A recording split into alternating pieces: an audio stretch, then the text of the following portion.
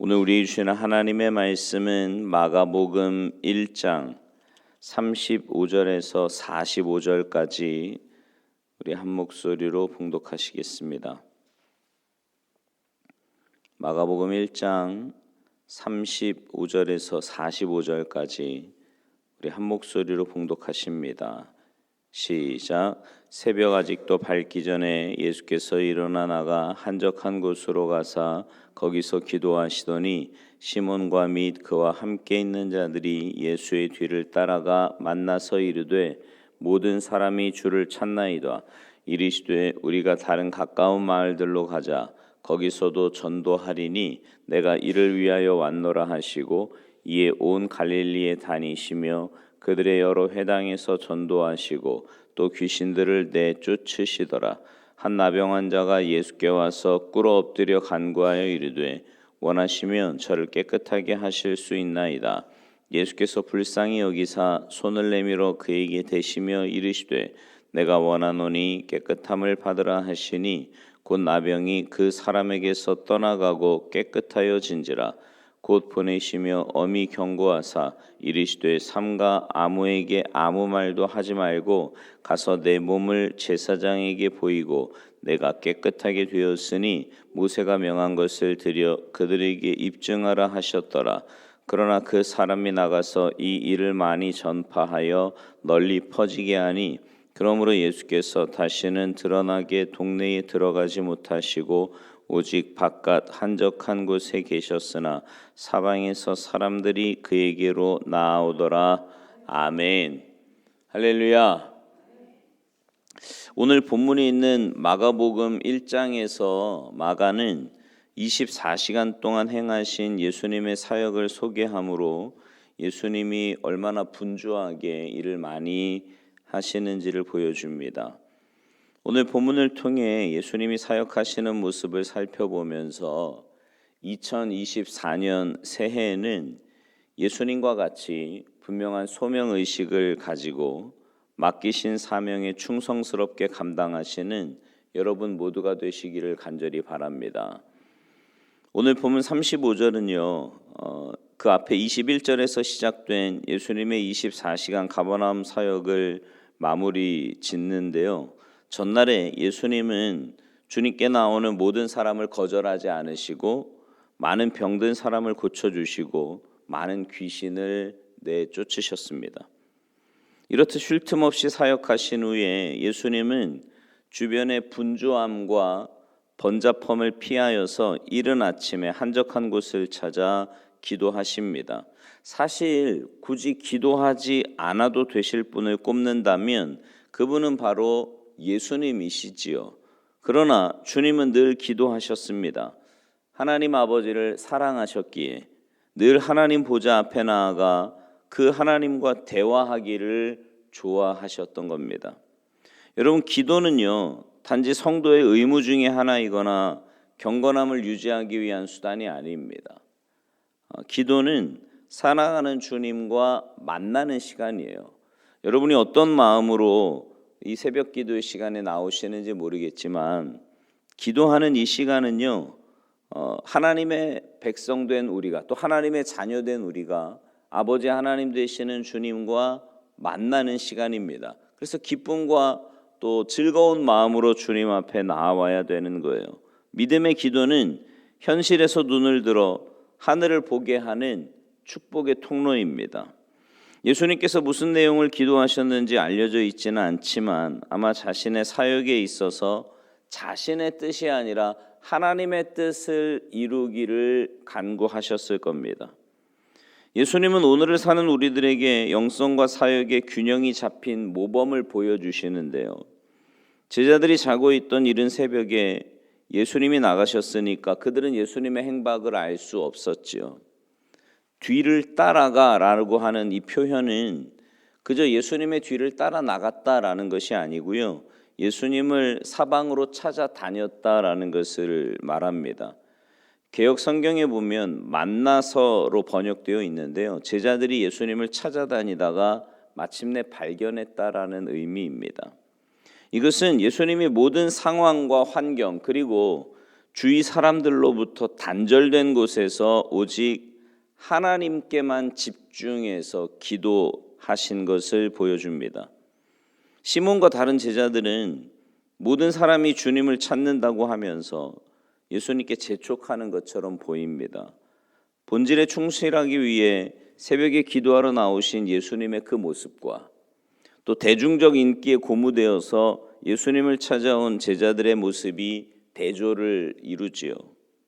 제자들은 자신들의 필요를 채우기 위해 몰려든 사람들을 돕는 것보다 더 급하고 중요한 일은 없다고 생각하면서 얼른 예수님을 모시고 나가려고 합니다. 여러분 한번 그 제자들의 입장에서 한번 생각해 보세요.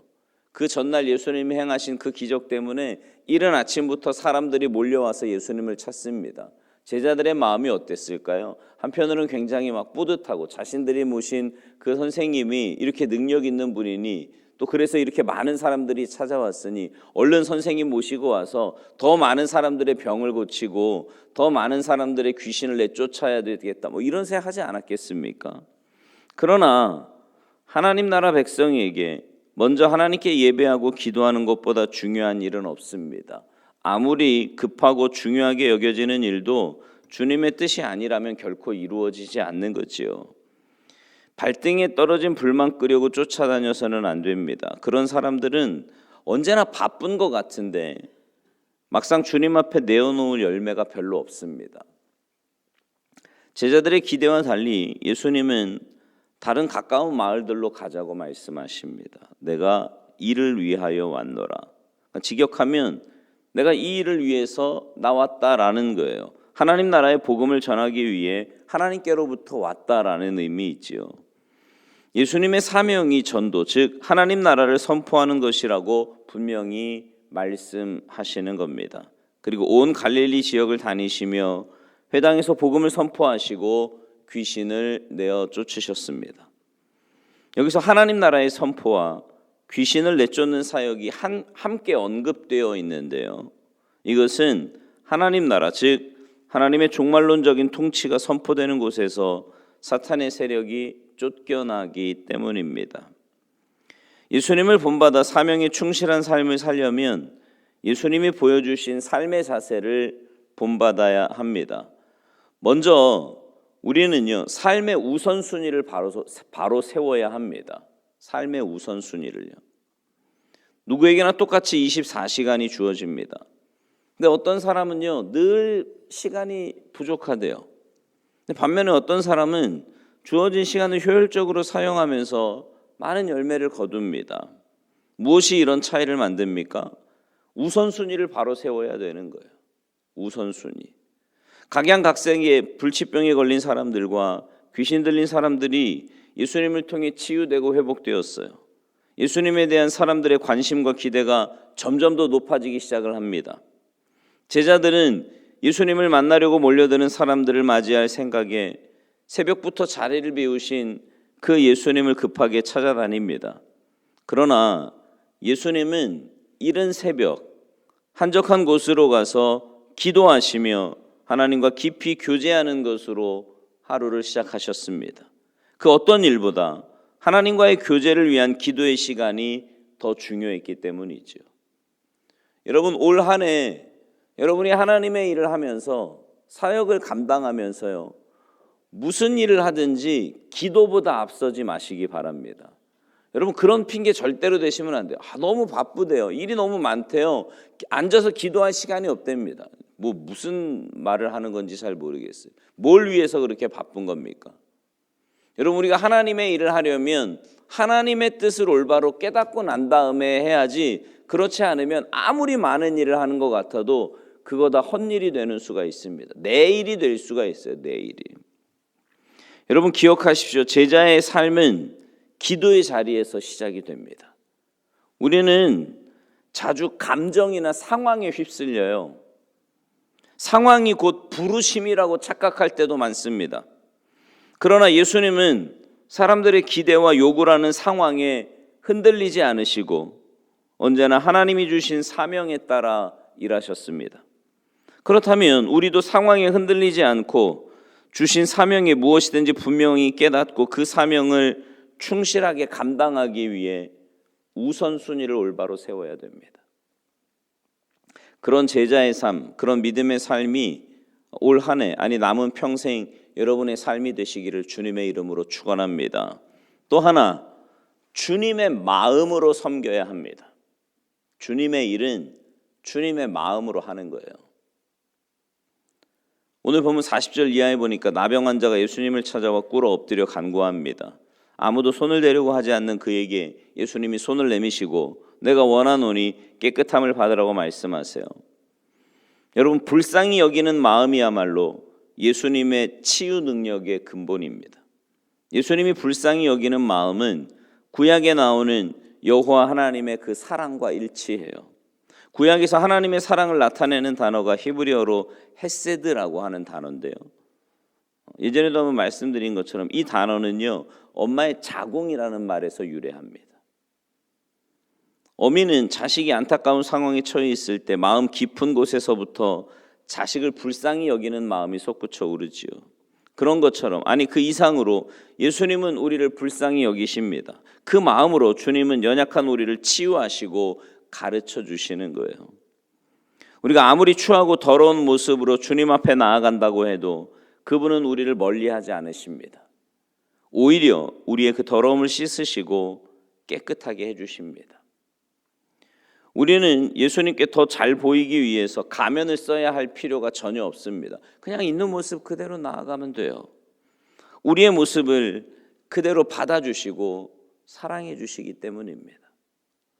여러분, 부모도요, 특별히 어머니들이 그렇지 않습니까? 자녀들을 기를 때 자녀가 더러운 모습으로 오든 무슨 어떤 걸 묻히고 오든 또 아기 때 이렇게 똥을 싸든 뭘 하든 그 아이를 씻겨주고 깨끗하게 해주고 새 옷을 입혀주고 이렇게 건강한 모습으로 살도록 그렇게 하는 것이 그 엄마의 마음 아닙니까?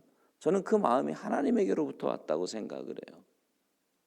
우리에게도 그런 마음이 있어야 합니다. 우리 주변에 보면 주님의 도우심을 필요로 하는 사람들, 또 우리의 도움을 필요로 하는 사람들이 굉장히 많이 있습니다. 우리는요, 그런 사람들을 대할 때 주님의 마음을 품어야 돼요. 여러분, 이렇게 인간적으로 볼 때 괜찮은 사람은요, 세상 사람들도 다 가까이 하고 싶어 합니다. 그거 아세요? 네. 근데 우리는 그런 사람들만 가까이 하는 게 아니고요, 정말 주님의 도움을 필요로 하는 그런 사람들에게 주님의 마음을 품고 다가갈 수 있어야 한다라는 거지요. 그리고 내가 만난 그 사람에게 주님의 사랑을, 주님의 용서를 전해줄 수 있어야 합니다. 바라기는 올 한 해 여러분이 어떤 사역을 감당하든 주님의 마음을 가지고 하시기 바랍니다. 내 인간적인 감정이나 상황이나 어떤 생각이나 경험이나 이런 것으로 하면은요, 잘 돼도 꼭 뒤탈이 나고요, 안 돼도 문제인 거예요.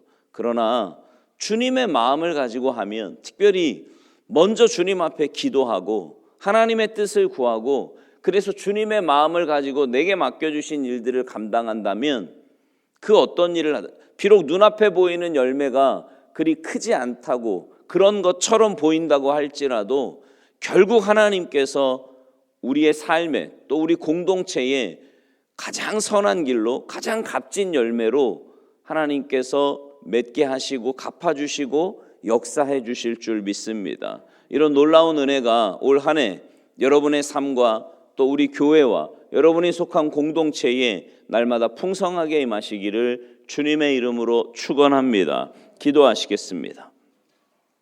하나님, 새해를 허락하시고 올해도 저희들에게 여러 가지 사명들을 맡겨주셔서 그 사명들을 감당케 하시니 진심으로 감사를 드립니다. 특별히 하나님, 우리가 그 많은 일들을 할 때에 무엇보다 저희들의 마음속에 주님을 향한 그 마음이, 그 우선순위가 먼저 있게 하시고, 그래서 주님과의 만남과 또 주님의 뜻을 구하는 시간을 늘 삶의 최우선순위에 두게 하시며, 그렇게 주님 앞에 나와 주님을 만나고 난 이후에 우리의 마음속에 주님의 뜻을 새기게 하시고 주님의 마음을 새기게 하셔서 그 어떤 일도 내 뜻이나 인간적인 생각이나 사람에 의해서 휘둘리는 것이 아니라 정말 주님의 마음 품고 주님 뜻대로 순종하여서 하나님의 뜻을 올곧게 세워가는 주님의 귀한 일꾼들, 주님의 귀한 백성들 모두 되도록 주님 도와주시옵소서.